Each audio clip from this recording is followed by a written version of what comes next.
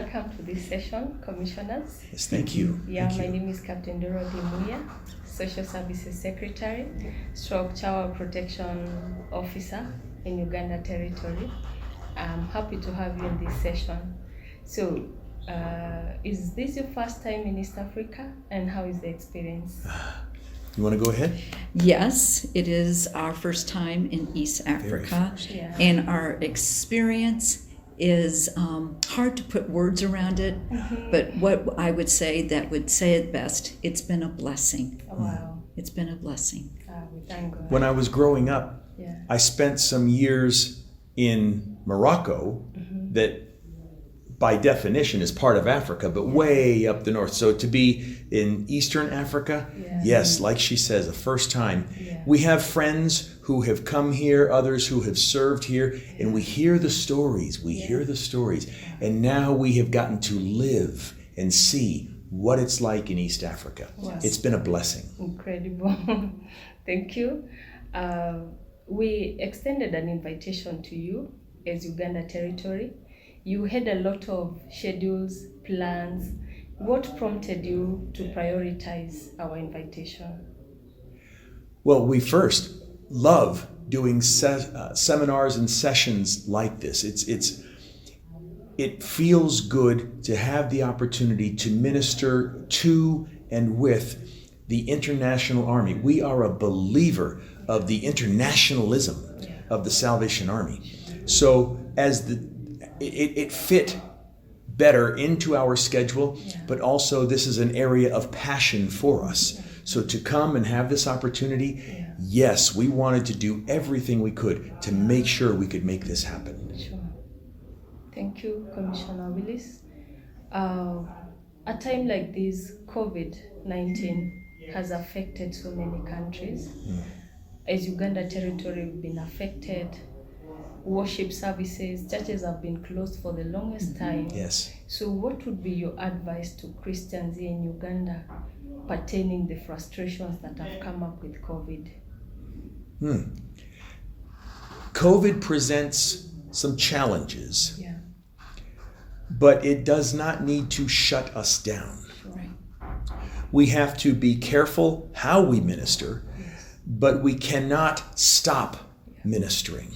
The mission still goes on. We have to rethink how we do it. We can't simply huddle in our core, in our barracks, in our quarters, and do nothing. We still have got to find ways, and I'm still being somewhat general because I don't know exactly how that would work out here in Uganda, so I'm having to speak in generalities. But there are still ways for us to minister. There are still ways for us to push the mission forward. We have to simply be careful because this is nothing to play with. Yeah. But we also say that God wastes nothing. No? Yeah. So he hasn't been twiddling his thumbs and saying, okay, how can I minister to people? Yeah. I think in some... Oh, I'm sorry. But I think I think the Army has had their eyes opened and has had to think of new ways and opportunities to go and to minister and make it and to have it look different. But what we don't want to lose is still the energy that comes together when we have an opportunity as Christians and fellow believers to get out of our homes and still to be able to come together as one and to just to energize ourselves and prepare ourselves to be able to keep on going out. To echo what she's saying, I don't think the Lord caused COVID, but I think he can certainly use it. And at least in America, I can't speak to Uganda, this has caused the Salvation Army, but also the church, to rethink how do we do ministry? How do we serve others? How do we advance the mission? In the United States, in many places, I have to be careful, the Salvation Army, we find ourselves easily in a rut. Do you know the word rut? Yes. And we just do the same thing, the same way, the same time, the same day. Yes, and it just gets into a rut. I tell people a rut is similar to a grave. The only difference are the dimensions. So I think the COVID virus pandemic is being used by the Lord to help get us out of the rut and find new ways, new avenues of ministering. Oh, thank you so much. The last thing is that we've been here in the Brengle Institute, and majority of our officers and our soldiers have not had this experience that the delegates have had. And as per the teachings, holiness is something to be embraced by all Christians. Yes. What message would you have for the Salvationists and the other officers in Uganda pertaining holiness? Holiness, in the simplest way to grasp it. Yeah. Holiness is being like Jesus. Sure. And we can't do that just on our own. We can't wake up one morning and decide, I think I'm going to be like Jesus. No, it requires the work of the Holy Spirit. Yeah. Would you help me to be like Jesus? Sure. It's like the song that General Gowans gave us, to be like Jesus. This hope possesses me. But then the key to the chorus is His Spirit helping me. Like Him I'll be. Sure. That's holiness, being like Jesus. Sure. Now, let me expand, if I could, just for a moment. Please. The Salvation Army has always been part of the holiness movement. We have been a holiness army. Yeah. And sometimes people ask me, are we still a holiness army, Commissioner? Yeah. And I answer by saying, that depends on you. Yeah. Because whatever the army is what people see in you. Yeah. You define not you necessarily, Captain Dorothy, but whoever is. We each individually define the Salvation Army, and people will get the idea of the entire movement by how they're treated, how they're the reaction of any one salvationist. So if the salvation, if you decide, not you, Captain Dorothy, if you decide that the Salvation Army is still a holiness movement, we are a holiness movement. True. It's what people see in us that determines how they view the Salvation Army. Wow, that's incredible. And well-driven home. The point is well-driven home. We thank you so much, Commissioner. Your coming here has been impactful, and I'm sure by God's grace you'll be getting testimonies from Uganda territory. The fire will be ignited to others who did not attend the Brengle Institute. God bless you so much. God bless you. Thank you so much. Thank you. Thank you. Amen. Thank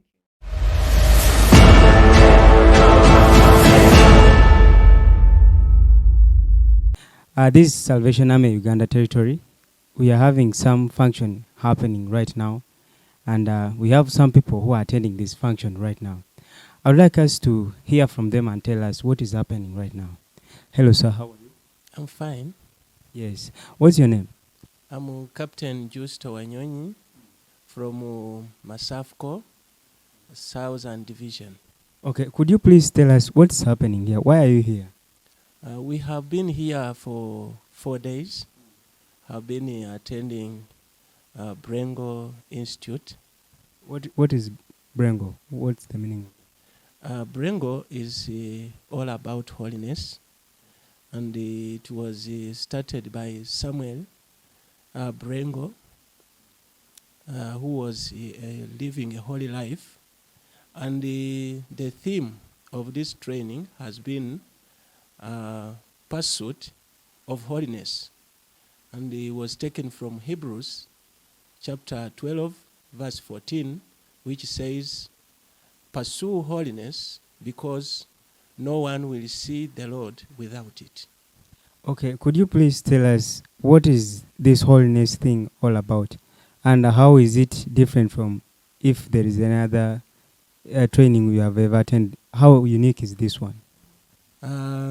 Holiness is all about taking your old life off and closing yourself with a new life, which is Jesus Christ. Means walking with Jesus Christ every day, and to be very careful of the devil. There we learned that we have to guard our mind and our eyes against the devil, because what attracts the mind then it goes to the heart. Then you find yourself drifting off from Jesus Christ to doing evil things. But holiness is fixing your eyes on the Lord. Okay, how is this meeting or this training? How has it been conducted? Who has organized this event? It was organized by our territorial leaders, who are Colonel Samuel and Philomena Okla. So they have been liaising with the USA Southern Territorial leaders who came to be our facilitators. Commissioners WILLIS and Barbara HOWELL are the ones who have been taking us through. All right, could you please tell the people what you have learned from this whole training? Like, what have you picked from this training which you feel it might change your life tomorrow? I have learned that I need to focus, to be focused and to be determined. Even if I face challenges, even if I face some potholes, but I need to stand firm in the Lord, because the battle is not ours. The battle is for the Lord's, and the victory is ours. And this is not done by myself. It's all about to dedicate myself to the Lord, and then God himself will cleanse me, will purify me, will make me to be holy. As Zechariah chapter 4 verse 6 says, it is not by might, it is not by my strength, but by the Spirit of the Lord. All right. So thank you very much for sharing your information. So you said you come from the Southern Division, but we are in Central. How have they organized where you're staying? How is it organized? Is it like any other service, or you're spending nights here, or you are going back? I know we have been spending here a night. We have been eating from here, everything. We have been doing it from here. And this has been different from other Brengle Institute we have been having in Uganda. Like those who attended in the past, it was in the training college. But ours has been different. The way it was organized, led by the international leaders, and even the way we are eating, the way we are doing our things, it is different. It's not like the usual Brengle Institute in Uganda, which has been. All right, thank you very much. Guys, you've heard from him. He has explained to you everything. I cannot add anything more than that. All right, I'm still talking to the delegates here who have come to attend this function. And I would like to know more about this function. And right here, I have a lady by my side here, and I would like to hear from her. Hello, Nyabo. Yes. How are you? I'm fine. What's your name?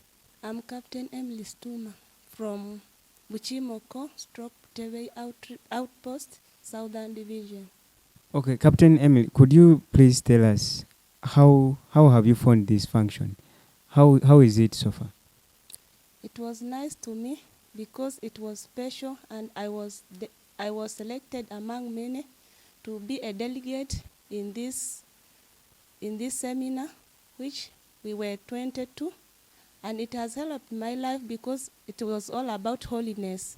So it was helping us to lead a holy life as leaders, so that we can also extend that holiness to the fellow Christians.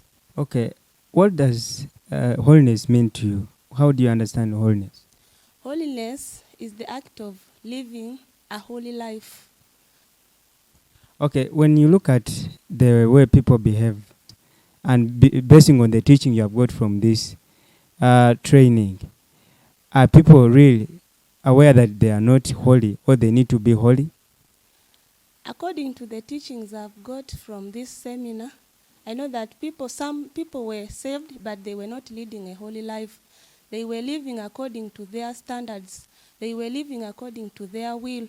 But according to this seminar, they have heard and they have taught us, it will help us to go and teach others how they are supposed to lead a holy life. So this function has been conducted by international leaders.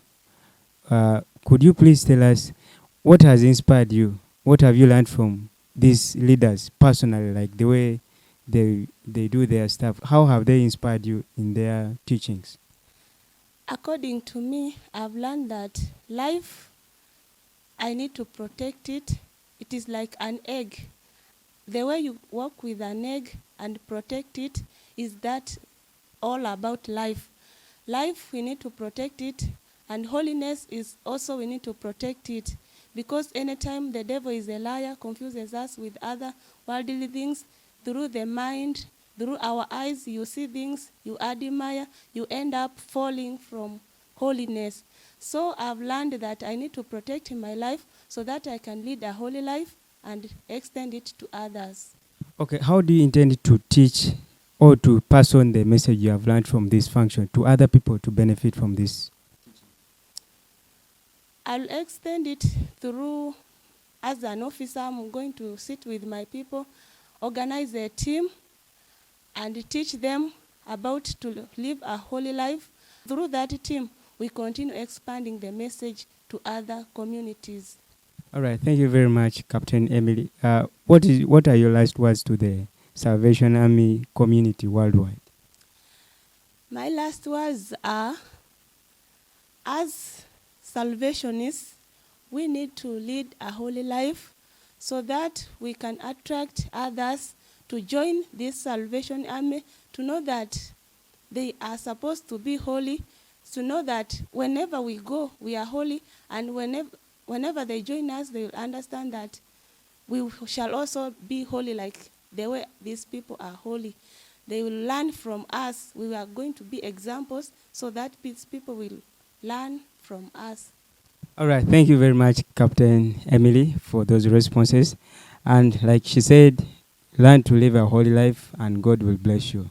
I remain Julius, who has been the interviewer for this evening. And I want to say God bless you so much. Thank you.